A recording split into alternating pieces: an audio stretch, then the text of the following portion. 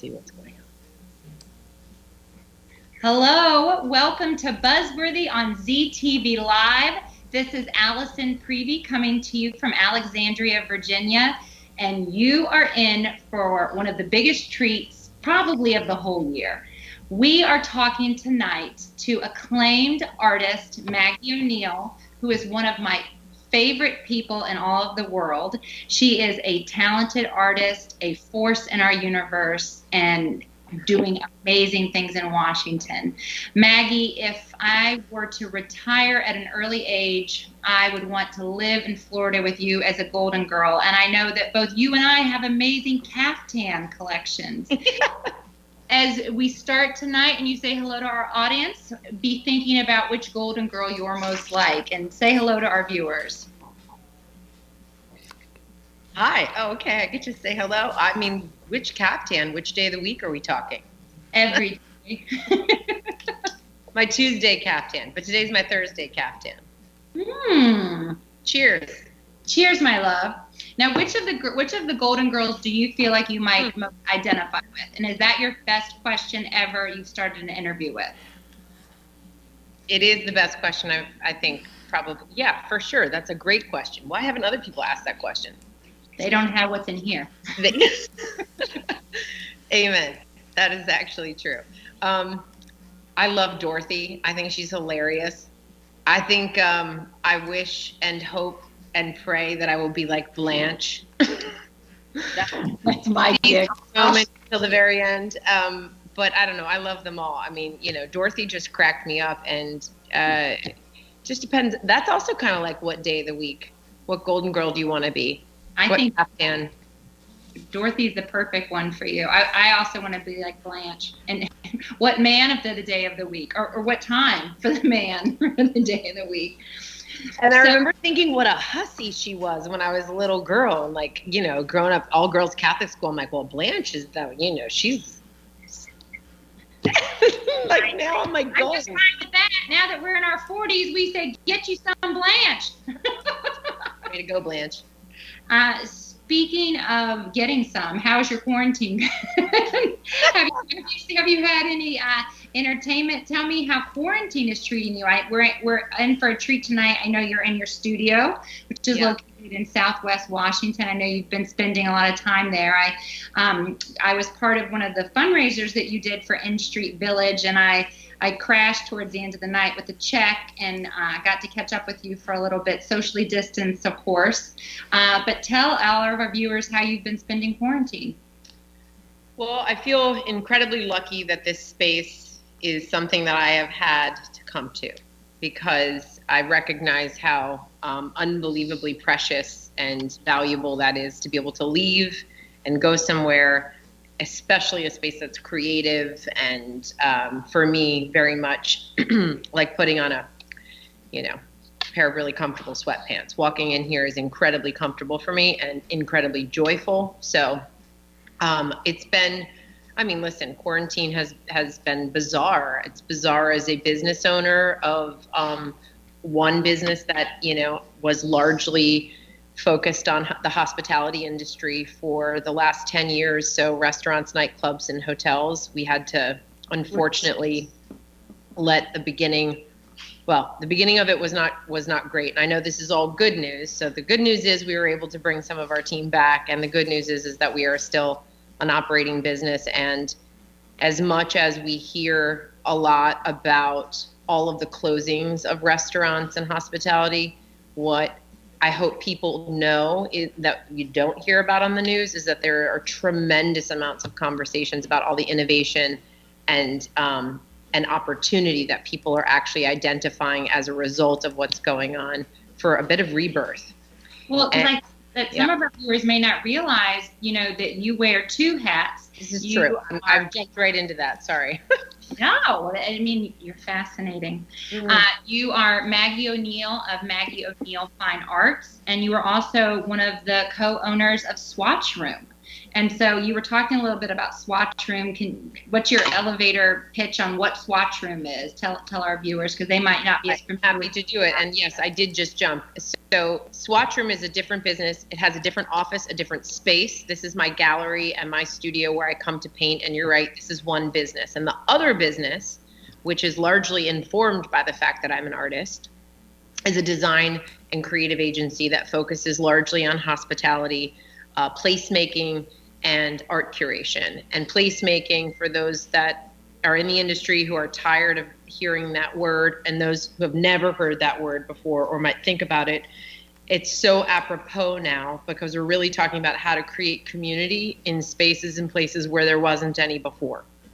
So that our firm is filled with a variety of designers from a variety of backgrounds that range from artists and architects and people who are specialized in branding, or a lot of people who actually understand exhibition design, which allows you to move through a space properly. So all those people combined make for a really creative and wonderful team, and I'm really proud of the work we have done, but it's a new world for our business for sure. God bless. And we're going to save the big announcement that you made this week about a project that's been a while in the making, but what are some of your more recognizable Swatch Room installations and programs that are in the DMV that some of our viewers, like, you know, Lincoln was incredible with the Lincoln penny. I know it was a tough existence, but Maggie, that you did tell about the Lincoln floor that you did. This was one of my favorite things. And then tell about some of the other venues that our viewers might be familiar with. Yeah, so Lincoln was a project that was completed about 10 years ago now, and or even maybe, about 10. And when we opened Lincoln, the big news buzzworthy piece of that design was the fact that we installed 1 million pennies on the floor as the floor, and literally 1 million. Literally 1 million, yeah. Actually, it was more than 1 million, but that was a big teaser for the press. So the owners ran these contests in the Post, guess the amount of pennies in the floor, and we rounded up or rounded down, however you want to think about it, to 1 million. But that project was pivotal in, I think, a lot of things, but particularly in the renaissance I think that DC had as it relates to using an experience as the actual anchor for the restaurant, not necessarily the menu, the chef, or the cuisine, but so much as the interior. And I think there was probably a good 20 to 25 artists that were all involved in that project, and I think you could feel it when you walked in. But we've done 47 restaurants in DC, and we've done plenty of projects throughout the nation and designed a hotel in Paris, and I'm very proud of a lot of our work. But in Alexandria, I remember you did some stuff with Jamie Leeds. Yeah, so Jamie is one of my all-time favorite clients. She is one of my favorite entrepreneurs, and it's important that people know that the statistics with female chefs is almost as staggering as the statistics of female artists and females in finance. I mean, it's pretty wild, but she's an inspiration, and she has Hank's Oyster Bar in Alexandria, but she also has what was called Hank's Pasta Bar, and has recently opened as Hank and Mitzi's, and It's named after her mom and dad, and her mom is amazing, and her dad is obviously the namesake of all the Hank's Oyster Bars. And I've had the pleasure of working on many of her places with her. But yeah, I loved, and I love Alexandria. I kind of wish I spent more time over there, but come to mama. And you did the artwork at the Lululemon. That's kind of do I remember that? Did you do that was years ago. No, we did an activation for them. I don't know if they kept the artwork, but that was also probably about 10 years ago now. I'm living in the past because 2020 stinks. Yeah. Yeah, I do have to give a shout out to a couple of our most recent projects, specifically to Victor Alabisu, who is the proud owner and operator of Taco Bamba, which I know there's a bunch of those in Virginia. And but we've done a couple restaurants for him, and it was Poca Madre, which opened right near. Anyways, Victor won best fine dining this year at the Rammies, and unfortunately that concept is no longer. And it's just kind of like one of those heartbreaking moments where he got to be celebrated for this really beautiful concept that we opened only 2 years ago, but he is moving full steam ahead with the Taco Bamba concepts in many other places, and at least was able to be celebrated for all the hard work, and we were very proud of that. But that was one of our most recent projects. Yeah. Amen, sister. And another project that I've been excited to see is you've been jamming out while in the studio and painting disco balls. Is that right? Yes, they are my therapy. They are my friend. They talk to me. Oh my gosh. And you know what? I had this really wonderful collector come in last Saturday. He's so cute. He's putting 5 disco balls above his bed. So, what? 5 balls. 5 balls. I hadn't thought about that one. They've become this very, the Capitol. I've painted many Capitols, obviously.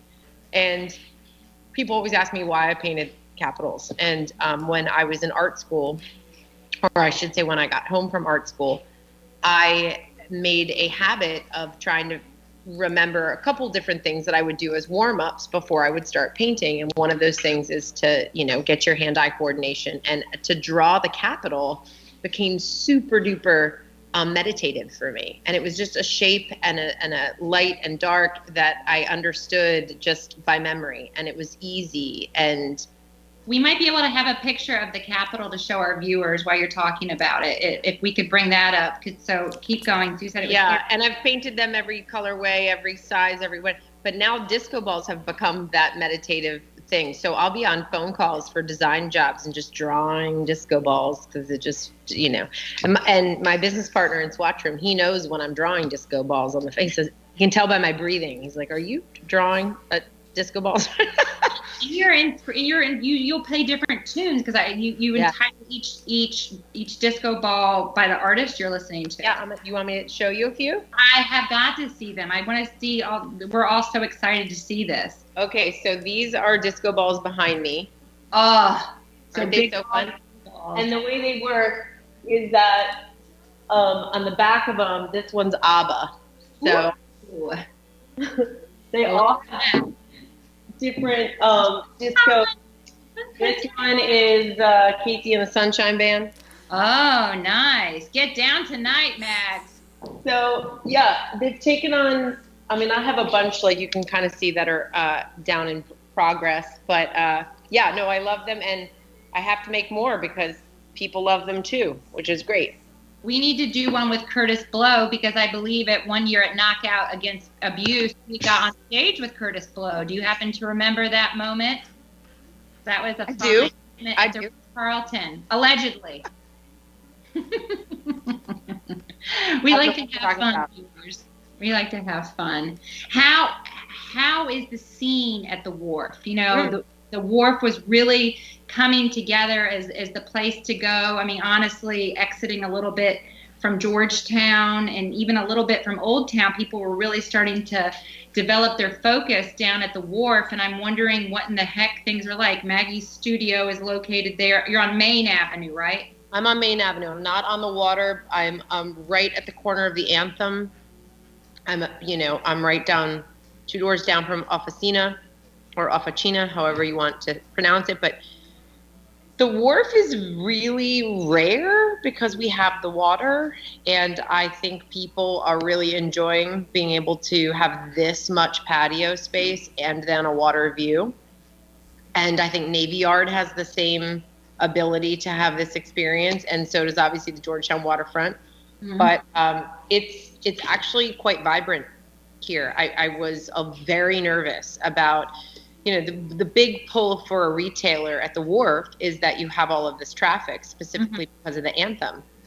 Right. And, the Anthem may not come back online here for a little while. So there was a concern that foot traffic might really be hurting. But I have to tell you, I think it's very promising. If you don't, I hate to say this because I feel like we live in this moment of fear.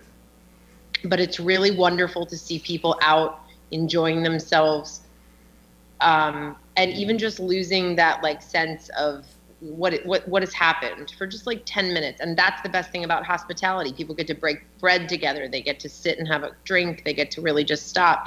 And, I walk home on the wharf, and it's lovely to see people sitting out there and enjoying themselves. And I know that everybody has opinions about the risks involved and in general, but I think it's wonderful. And I think the wharf is actually doing probably a lot better than they thought they were going to do. And I'm grateful to see that. So now, when you're working in the studio, are your doors locked? Are you open to the public? Are you only open by appointment? I know you're doing stuff virtually. Tell us about access to Maggie.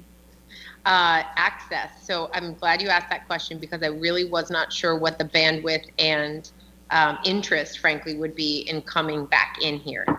And having receptions and dinner parties and events really is a big way to not only connect to collectors, but also to network and to I love having people in here. So we are open for limited hours, 2 to 5, and that is, quote, open to the public. And that's Tuesday. Pardon me? What days? Wednesday through Sunday, 2 to 5 p.m.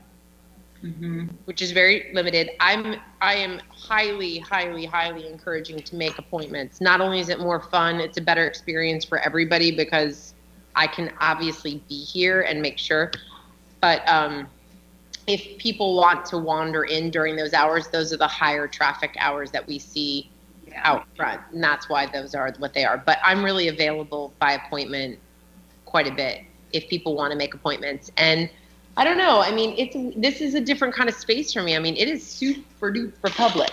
So I want to see more. Let's show our viewers more. So we have all the new queens. Hello, fellow queens. Hello. They're wonderful. I mean, first of all, she's lovely, right? Hello, Kamala. And then I love Frida too. But so this part you can see is all windows.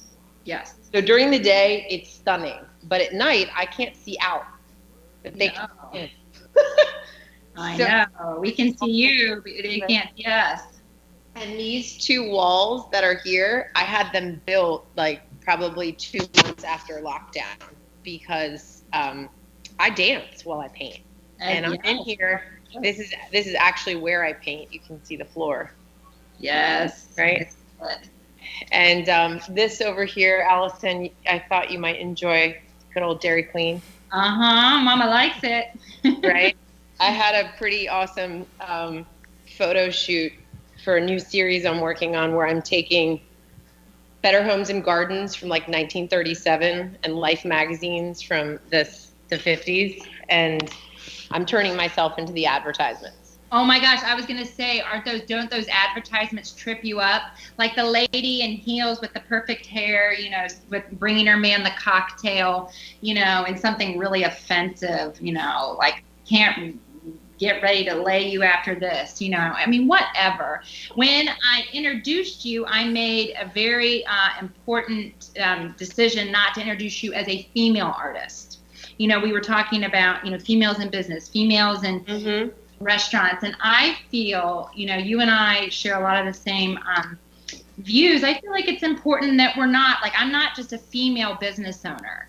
I am a business owner. I'm not a female journalist. I'm a journalist. You are an artist. And I think those are important, distinctions that we have to continue to make. And that's why your new series is especially inspiring to me. I see my girl Gloria. I just watched the Glorias on I think it was Netflix or Amazon Prime. That was pretty good. So wait, listen, my mom, she was commissioned for the Hotel Xena in off of Thomas Circle. Oh, which is a female concept hotel. If anyone knows about it, they commissioned over 100 pieces of artwork, all by female artists, but to reflect the feminine spirit. I mean, over like periods of like ancient history up to now. It's pretty comprehensive, but in any event, they said, pick 3 women that you'd like to paint, and my mom's idol, and the person she looked up to the most was Gloria Steinem, and she started the women's studies program at a couple universities. Your mother my mother. And my mother, like, so I was like, this is who I want to paint if you will allow it, just because I wanted to give her to my mom, frankly. But the amount of other material that I found. Do you know that she went undercover in Playboy to? Yeah, you know this whole story. It's smart as she is, spectacular and gorgeous. Spectacular. But so get this. So I'm going through all my vintage material, my weird geeky like cutting things out, and I find these Playboys. Mm-hmm. Okay, from the year that she went under or did the investigative reporting that she did. I just have those covers, and so they're in like the sweater of her dress along with a bunch of Ms. magazines. But yeah. Amen. That's really, really cool. And I know that you also had a really special honor of meeting number 44, President Barack Obama, and you were able to present him with a portrait that you had painted of him. How did that come about? And tell me everything, because we've never really talked about that, and that's super cool. No. I mean, I fangirl on you a little bit, but we're usually busy having so much fun, I can't talk to you about such things. That's so funny when you think about how long you've known somebody and the fact that, okay, so we were just speaking about this before we got on here, is that was an incredibly sort of serendipitous moment, the way that all came together. But in a nutshell, he was running for re-election. And they did this thing where if you donated $5 to the Democratic Party or the campaign or whatever, you could, enter to win lunch with Obama.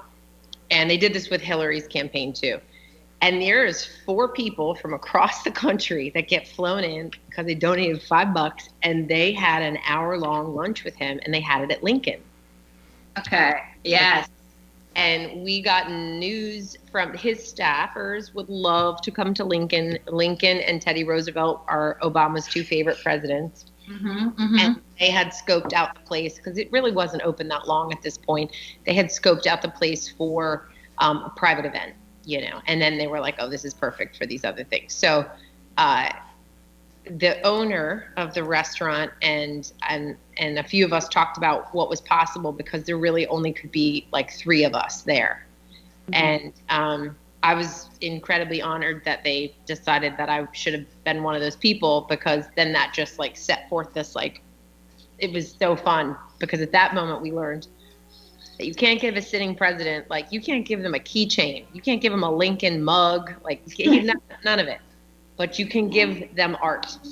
Yes. How long did it take you to come up with that portrait?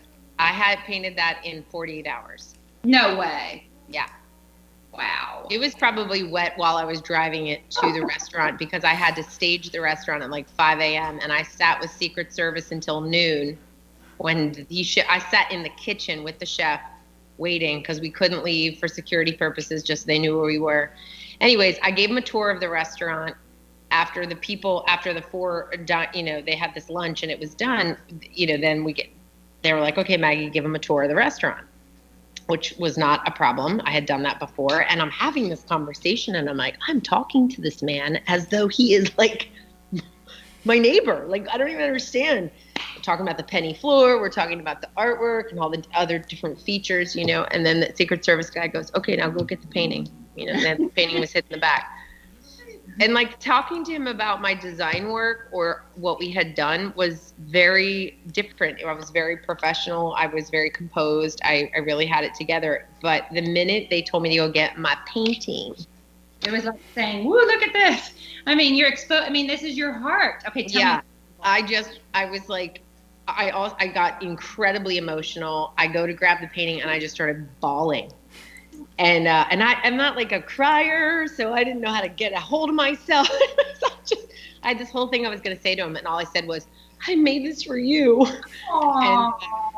Which was pretty hilarious and embarrassing given how articulate I had been in the last like 20 minutes. But anyhow, he was super cool. He gave me a hug. We talked about the artwork. I had painted the other paintings in the restaurant, which isn't a normal practice of my design work, but it was for this particular project, and it was wild. It was absolutely wild. He looks exuberant. You know, there's a genuine smile on his face as you presented that with him. And I just thought that was so cool. Which leads me to my next question, hard-hitting journalist that I am. Would you do any paintings for any of the Trump family? Absolutely not. Okay. No one. No one. What about the child, Barron? No. All right. I mean, listen, I choose to refrain from being in the orbit of, I think, destructive energy. I got that, girl. You know, Maggie and I am not ashamed to admit this. I'm actually very proud to admit this. We went to the Women's March on January 21st. Maggie was one of the featured artists who did a special parachute that said, "Protect your mother." And that was a very special, you know, moment for me. And I was very glad that you were inclusive and allowed me to be a part of that. And my question to you as a businesswoman is, what is it like to be political and to not be afraid to say your voice? Because, you know, I'm not a hard-hitting journalist. I do a lot more, you know, fun and fluff pieces and lifestyle. So I'm not afraid to expose myself, if you will. But, you know, as a businesswoman, as Queen Bee, I try not to, you know, politicize, you know, my ideas as much as I would like to. I have a couple of private forums and formats that I do that, but you know, you know, I think is that AOC behind you as well? Oh no, I have definitely stepped over. Let me tell you. I mean, the amount of soul searching I've done in the last 2 to 3 years is important to know that, like, I very much am taking a deliberate turn in my practice as an artist and as a member of this community at this moment, because even though I am a business owner, and this has been a really big struggle for me, particularly through the pandemic, and particularly when Black Lives Matter exploded in the most appropriate way it should have, by the way. I texted you, and I said, "How are you doing?" You said, "I've left the city temporarily or I would be arrested." Is what you said to me. I did. I had to get out of the city because I knew that I would be participating or near energy that I probably would have ended up arrested. By the way, that also doesn't mean go join Jane Fonda every Friday if you want to. You know, civil disobedience isn't necessarily a bad thing when no one is paying attention to people's civil rights. So I don't think that it's the most beautiful thing about our country to be able to protest, to speak. It is not okay to share disinformation. It is just not okay. Some of what's, you know, we could go on and on, but the question you asked me about is about being a business person. And the reality is every business person is also responsible for the human beings that they're leading. Mm-hmm. They're responsible to the community. They're responsible to their clients. And I think that my clients now know that we've made a very specific sort of decision within Swatchroom to do our best to rewrite, re-engineer, and refocus our intentions to be better members of the business that we're in. And when the clients that I have had a couple moments recently that have been incredibly challenging, I mean, really, really, really rough. And you know, because we've had these conversations, it's taken me many years to get to a point where I can hold my tongue. So to decide to not hold my tongue, you know, in moments of true righteousness now, true, like this is really about good and evil. This is really about hanging on to decency in a way that is critical to humanity. And I think that we are built and put on this planet by design to be different and to have discourse and to engage and inspire each other. And if I am an artist, what am I doing shutting down that entire, you know, faucet? It's just, that's not appropriate either. So it's a really tough line, but I'm trying to be as honest as possible and also put people in a moment where if it gets brought up, I know that it's going to get heated, that I explain to them that it, like, I'm not going to antagonize you, and I'd prefer if you don't antagonize me, and let's have a conversation about the thing that is really bothering all of us. Because I have plenty of friends and family that don't have the same political affiliation. But we're not even talking about that anymore. No, exactly. Which leads me to my next bit is that you are a Catholic schoolgirl. You went to, is it Holy Cross? Is that right? Cross, yep. Cross, and then you went on in a Catholic college as well. Is that right? And now I'm sure you've heard the news this week is that the Pope has given recognition and a nod to same-sex civil unions.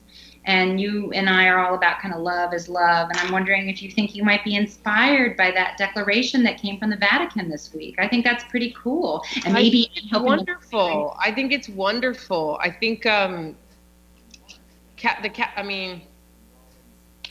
we're really going hard-hitting questions here. Going Catholicism. Let's get Patty O'Neill on the phone, Allison. My mother would have lots to say about this. I think the Catholic Church has a lot of work to do, just like we all do. But they definitely have a lot of work to do as an institution and as a business. And but let's be honest. This is about faith and about where people find solace and a resource for so many things. And like specifically, at its core, it's about love. It's like that's really all it's about. And when you forgive somebody, it's because you're really like. It boils down to love. So it seems like a no-brainer, but if our Pope can get there, just because things were a certain way doesn't mean they were right. Correct. And like, it's just all there is to it. So I'm glad, and I'm not surprised, frankly. I think God's smiling, and I would guess heaven's like a freaking rainbow, by the way. Let's see what inspires you. Not only did the Proud Boys inspire us early this month, but now this may inspire you. I don't know if I've ever told you this, but I think one of my favorite pieces of yours is the Peggy Guggenheim piece. Totally switching gears from Catholic Church to artistic, amazing, slutty women. I love me some Peggy Guggenheim. God, I love that painting, and it's so cool that you've been inspired by all of these strong women. And is your biggest work to date the mural that you were commissioned to do? Let's talk about Peggy, and then I want to talk to you about the mural that you did of the working women. Sure. I went to Peggy Guggenheim's home, which is the Guggenheim Museum in Venice. Mm-hmm. It was the last. First, she had the last private gondola in Venice. This woman funded and was able to, be the patron of so many artists and slept with a lot of them. Yeah. She's a branch of the art world. The Blanche Devereaux of the art world, Miss Peggy Guggenheim. She was, or anybody that wrote about her, I take everything with a grain of salt, because I don't know that she was as shocking as everybody wants her to be. I just think she was different for her time, but yes, I'm really inspired by what she did for the art world, what the Guggenheims in general did for the art world, but particularly what Peggy Guggenheim did to also remind people that women can be really serious art collectors and forces of nature within that industry, because it is the wild, wild west. It's the only unregulated industry still left in the world. So, right. Yes, you can move money across borders with artwork. Art Basel. Let's just use Art Basel. And did you follow any of the drama last year where someone taped a banana to the wall with duct tape? That was my idea. I didn't get any credit. And that the first banana sold for I think 180,000, and the second one was another 180, and then the third one was 150,000. The banana. Good investment. Right. People were so enraged by it, and I was like, well, it's very ephemeral. It's really annoying, right? But it's an amazing punctuation in pop culture. And she was so aware of things like that I believe Peggy would have been either the performance artist or the collector who would have bought the banana. Absolutely. And someone ate that banana, I believe. Yeah. Then another performance artist came and ate the banana to shock everyone. It was great. I think it made Art Basel last year really entertaining, because you'd walk around the streets of Miami and people would have cantaloupes taped to a wall or like peaches taped to it was hilarious. You know, it gets people talking. That's what it's about. Now, I was fangirling again a little bit on the mural that you did. Maggie did an amazing mural of an homage to the working woman or working women, and that's here in Washington. Where is it exactly, Maggie? So it is no longer able to be seen. It was taken down. I know they're refacing the entire building. And it's okay. It's okay. We knew it. But much better. We knew it. It can go somewhere else, and it will be. So don't worry. It'll be going back up. Able to be removed. It's somewhere in pieces. So the way this mural worked was this was a partnership with Tishman Speyer and Lyft. Okay. Lyft, right. And they wanted to do a large piece of public art for Women's History Month. Mm-hmm. And they reached out and said, we'd like this mural, but a 50-foot by 50-foot mural would take me probably about 6 weeks to execute with scaffolding. And they needed it up faster than I had 6 weeks on my schedule to offer to do such a thing. So I said, and we've done this now through Swatchroom with plenty of other artists, there's heat set vinyl that will allow, and I actually think this is great because it opens up the opportunities for artists who are intimidated by large-scale public art projects, that your work can still go on the side of a building if it's to scale. So I painted a 6-foot by 6-foot piece, knowing that it was going to be reproduced into a 50-foot by 50-foot. The original was scanned at such a high resolution that it was then made into a giant vinyl application that went into the crevices. So it looked like a direct application, but it went up in one morning. No.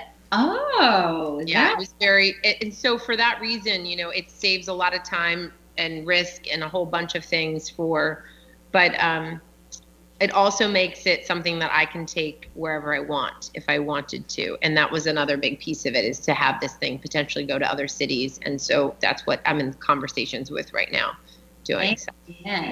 Another very impactful piece you did was the little girl standing in front of the bull. That has inspired so many people, and you know, I've seen so many neat images.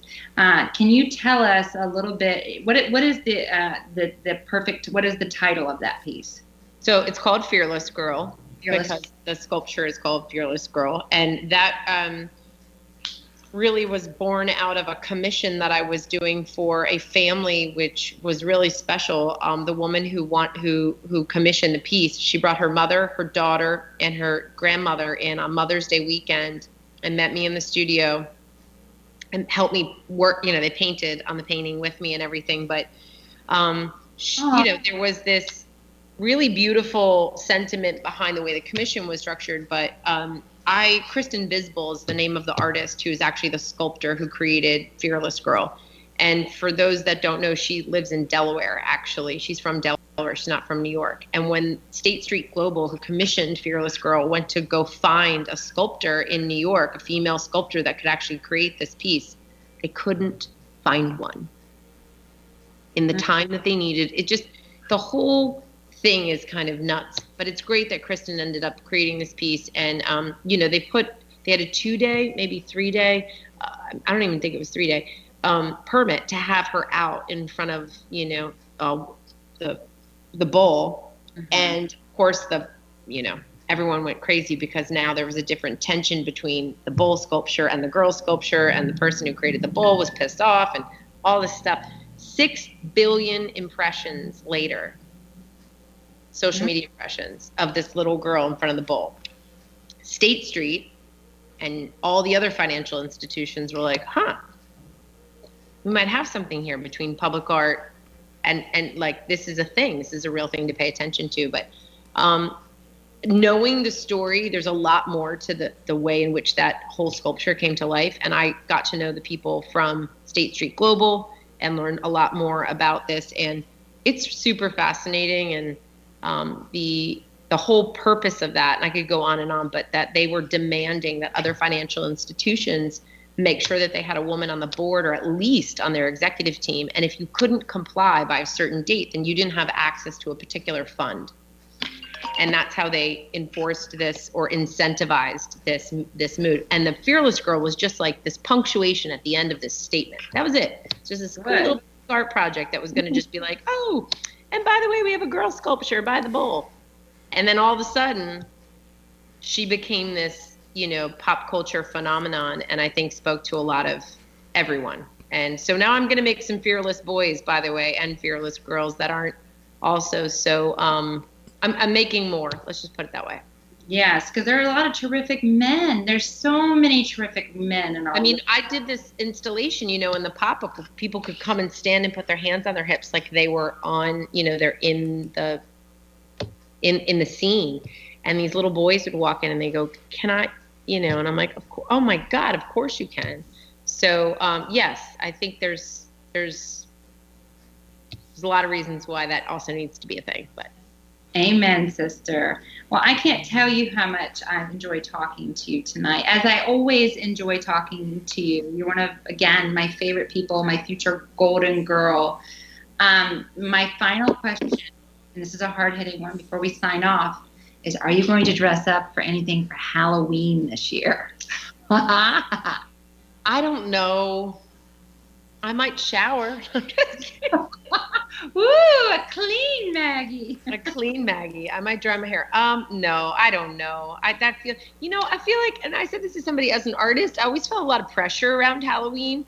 You go to parties and people be like, here, it's a pumpkin carving contest. You're the artist, carve it. I'd be like, I don't want to do that, right? I'm not gonna carve the pumpkin. But also, what's your costume? Always like, how clever is it? I'm like, it's never that clever, and it's never sexy, and it's, but we've had some good, I feel like you and I have at least been in the same spot for Halloween, but. We live to dress up for you. This is true. I want to dress up and dance. I want to go to a dance party. I would like to host giant public outdoor dance parties. I think that's Trump can have rallies without masks on. Mm-hmm. We should be able to have dance parties as communities throughout this country. With masks on, but come on. Amen. I was with you when you activated the space above Union Market. You did a roller skating bingo human dance party. It was terrific. 800 people. It was terrific. And hopefully we'll get back there soon if more people listen to the science and, wear their mask and do the things they're supposed to do. Well, Maggie, this was an enchanting evening. I love you so much. Thank you. Thank you for having me. So much for joining us on Buzzworthy and for helping to be some of the good news that we have here in our world, and particularly in Alexandria. We can't wait to get you back for more projects. So signing off tonight. Thank you again, Maggie, and we'll see you again soon on Buzzworthy, everybody. Thank you. Thank you.